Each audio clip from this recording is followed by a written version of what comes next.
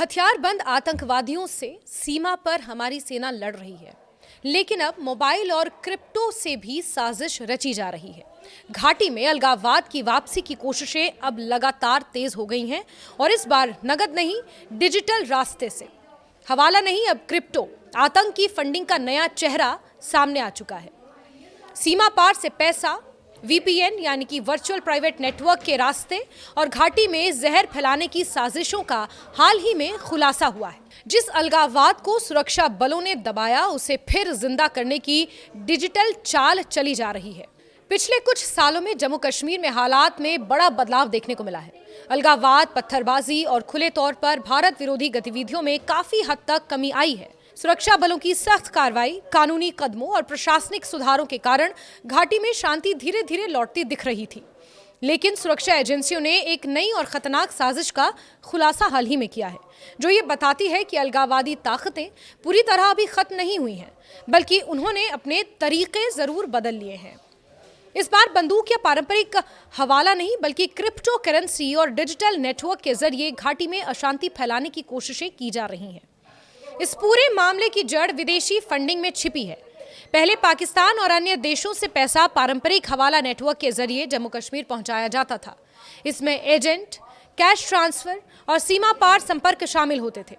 लेकिन सुरक्षा एजेंसियों की सख्ती और हवाला नेटवर्क पर लगातार कार्रवाई के बाद ये रास्ता काफी हद तक बंद हो गया। इसी के बाद अलगाववादी और आतंकी नेटवर्क ने तकनीक का सहारा लिया और क्रिप्टो हवाला सिस्टम को अपनाया।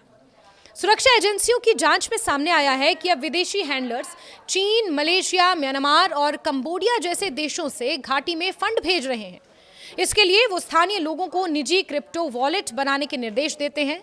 ये वॉलेट इस तरह बनाए जाते हैं कि उनमें किसी तरह की पहचान सत्यापन यानी कोई KYC की जरूरत नहीं होती।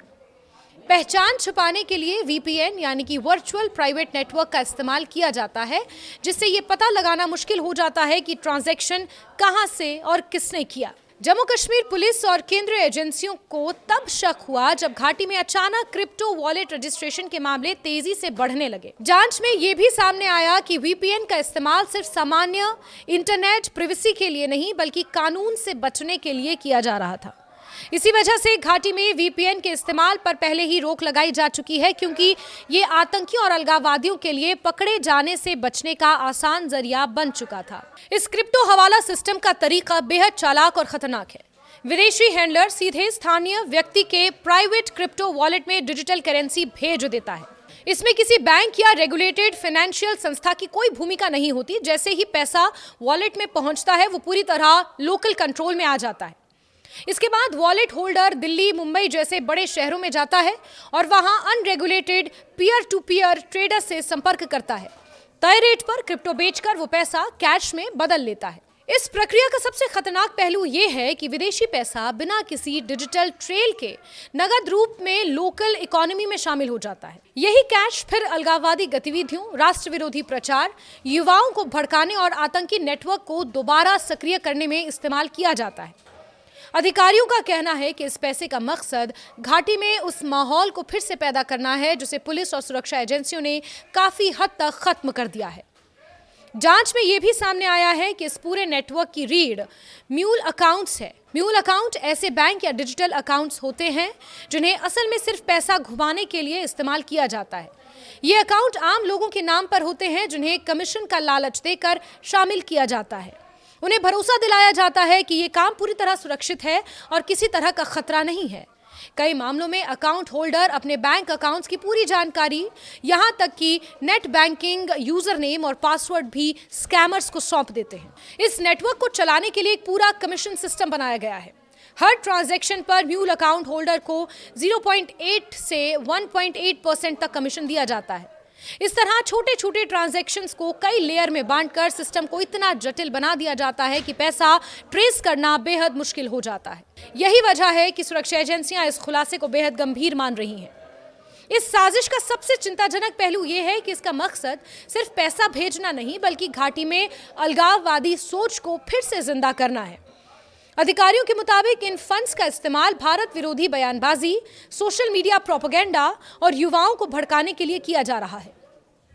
ये उस दौर की वापसी की कोशिश है जब घाटी में पत्थरबाजी, हड़तालें और खुले तौर पर राष्ट्र विरोधी नारे आम बात थी।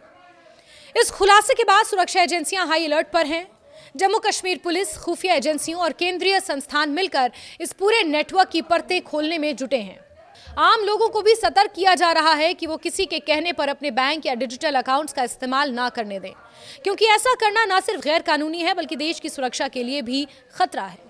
कुल मिलाकर ये मामला दिखाता है कि आतंकवाद और अलगाववाद समय के साथ अपने तरीके बदल रहे हैं। जब एक रास्ता बंद होता है तो वो दूसरा रास्ता तलाशते हैं।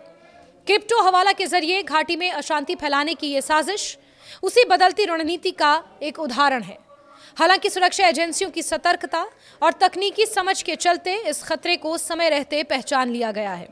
आने वाले समय में यह देखना अहम होगा कि इस डिजिटल साजिश को पूरी तरह कुचला जाता है या नहीं, लेकिन इतना साफ है कि घाटी में शांति भंग करने की किसी भी कोशिश को बर्दाश्त अब नहीं किया जाएगा।